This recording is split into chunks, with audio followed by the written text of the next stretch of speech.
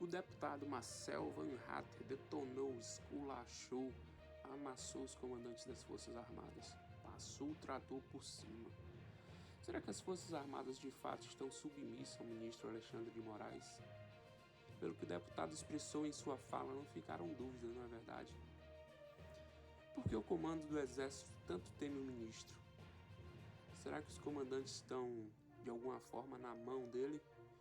Ou será que eles só têm mesmo algo em comum ideologicamente? É difícil de acreditar em outra coisa. Não é possível que os comandantes não estão enxergando.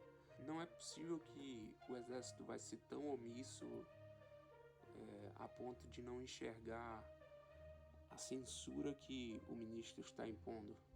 Não é possível que eles não estão percebendo as arbitrariedades que o juiz da Suprema Corte está cometendo. Está escancarado. São pessoas presas injustamente, pessoas com perfis de redes sociais canceladas sem motivos. É algo que só não enxerga quem é conivente ou quem corrobora com as atitudes do Alexandre. Vamos ficar aí com o discurso do deputado. Esta é a situação hoje no Brasil. O senhor tem medo de Alexandre de Moraes. Todos aqui têm medo de Alexandre de Moraes. As Forças Armadas são subjugadas, subordinadas, não ao ministro civil, nem ao presidente da República, muito menos. É um senhor chamado Alexandre de Moraes, ditador da República, que já não é bem mais uma República Federativa do Brasil. Se minha primeira intervenção foi um desabafo bastante veemente, essa segunda é de tristeza, porque eu vi, na verdade, tanto o ministro como o comandante corroborando com a fala inicial que fiz, confirmando o que justamente eu havia dito. As matérias da imprensa traziam que houve informação dada. Eu não passei disso, eu mostrei as manchetes. Se há incoerências no texto, podem ser acusadas, mas aquilo que foi dito pela imprensa foi confirmado, assim como o próprio comandante Tomás, da mesma forma, disse que se consultou sim com o ministro Alexandre de Moraes. E aí eu me pergunto, qual é a função hoje do STF, do Supremo Tribunal Federal, se é virar fonte de consulta de comandante do Exército? Comandante do Exército, no máximo, vai se consultar com a Justiça Militar. Conversa institucional, que negócio é esse? O juiz fala nos autos.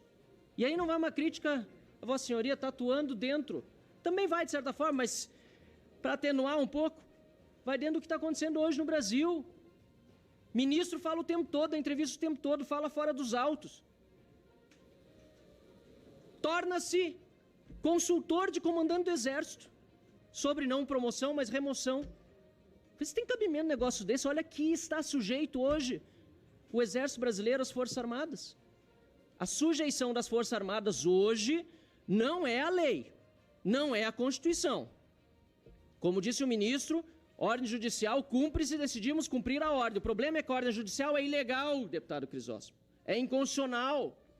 Então o que o Exército está fazendo, o que o Ministério da Defesa está fazendo, é obedecendo a Alexandre de Moraes. É Alexandre de Moraes que manda nas Forças Armadas brasileiras. Não é a Constituição, não é a legislação, não é a lei que vale, porque vocês sabem, uma coisa que eu posso dizer em elogio ao senhor, General Tomás, o senhor é inteligente. O senhor é tão inteligente que sabe que o que está acontecendo aqui é uma maquiagem. É um simulacro de devido processo legal. O artigo 69, aliás, do Estatuto dos Militares, diz que é só em caso de flagrante que poderá um militar ser preso por autoridade policial, militar ou civil.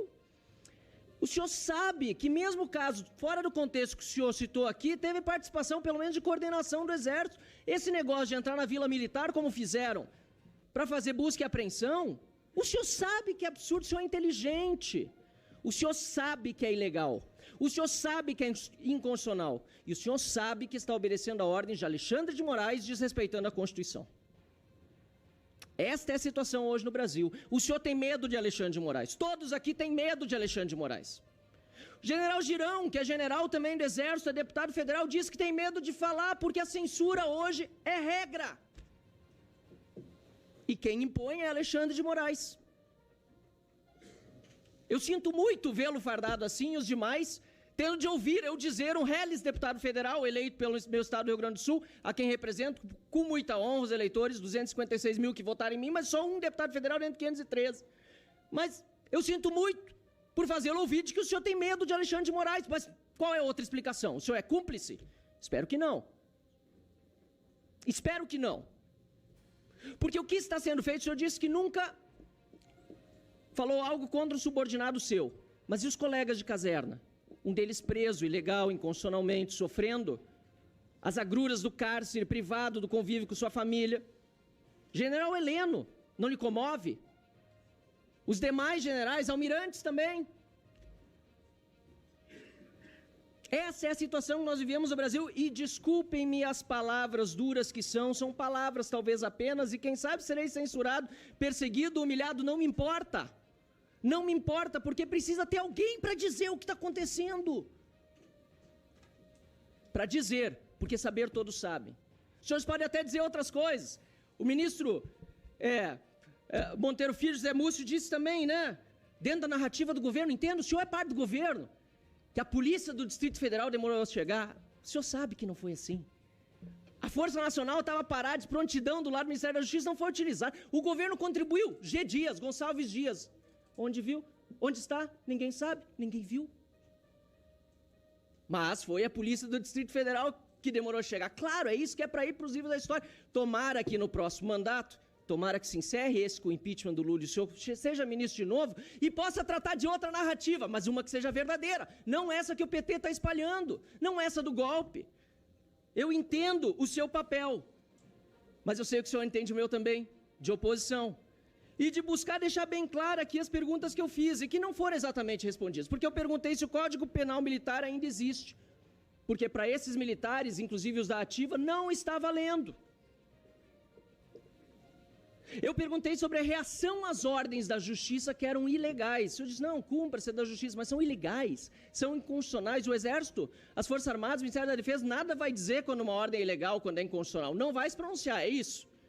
Não obstante ilegais, não obstante sendo ordens de um ministro da Suprema Corte, que não é o presidente da República, fazendo o Exército cumpri-las a desagrado da Constituição, o Exército não vai se pronunciar. E se o problema é Senado, por exemplo, tem assessor parlamentar que chega, tem presidente do Senado, tem membro do Senado para lá conversar para fazer isso, o impeachment de um ministro, ou pelo menos a contenção da corte acontecer por meio daquele parlamento, daquele lado de lá. Mas me parece, e até gostaria de saber se existe algo nesse sentido, mas me parece que não há nenhum esforço para que essa ditadura não se consolide no Brasil com apoio obsequioso das nossas Forças Armadas. A terceira pergunta, se o senhor se consulta com Alexandre de Moraes, o senhor respondeu afirmativamente, não precisa mais responder, e ficou muito claro, infelizmente, que isso acontece. E a quarta, se as Forças Armadas entendem que há uma prevaricação diante dos abusos de autoridade cometidos por Alexandre de Moraes. Essa hoje é a situação no nosso país.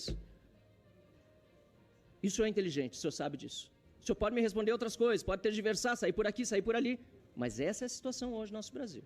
As Forças Armadas são subjugadas, subordinadas, não ao ministro civil, nem ao presidente da República, muito menos.